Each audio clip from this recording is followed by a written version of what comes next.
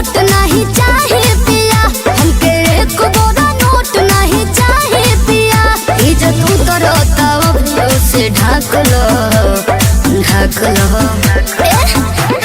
या तो तू रख लो ना तो तलाक दो, या तो तू रख लो ना तो तलाक दो।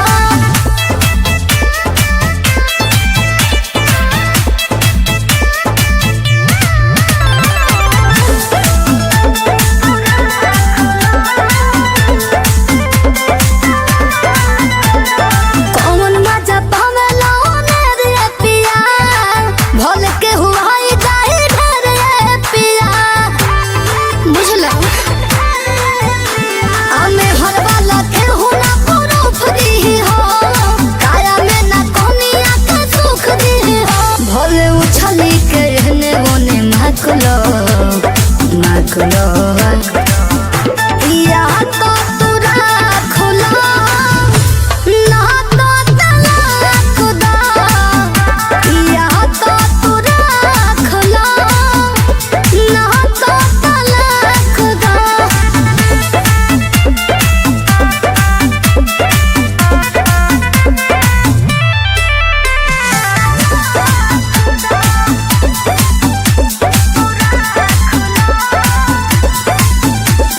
बहरी के चीज खूब भावे लागल बा, बुझता नि मजा जहाँ आवे लागल बा।